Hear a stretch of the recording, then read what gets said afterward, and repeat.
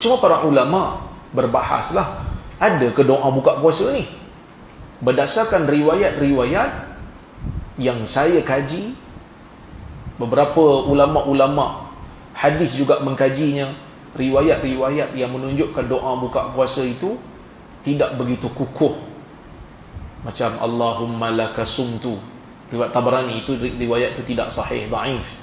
Ataupun riwayat Daraqutni dengan lafaz dhahabat dhama wa batallatil uruq wa thabatal ajr insyaallah, itu juga riwayat yang tidak sahih. Walaupun Imam Daraqutni sebut hasan, tapi hasan di sisi Daraqutni bukan hasan di sisi ulama yang terkemudian.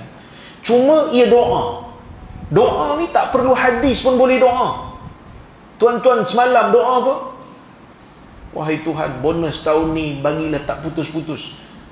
Tak ada hadis pun sebut tentang bonus. Doa ni luas. Tuan-tuan nak doa, doa. Ada hadis ke tak ada hadis, doa. Then bila azan, bismillah, makan. Jadi bila kita nak berpuasa, puasa ni ada sunnah dia. Sunnah berpuasa apa dia? Kita mulakan dengan sahur. Tasahharu fa inna fis sahuri barakah. Nabi kata dalam hadis Bukhari, bersahurlah kamu kerana dalam sahur itu ada berkat. Dalam riwayat Ibn Hibban, Nabi kata walau bi jur'atin mimma, bersahurlah walaupun hanya dengan seteguk air. Tak ada apa sangat dah, ambil air minum. Jangan ditinggalkan sahur ni.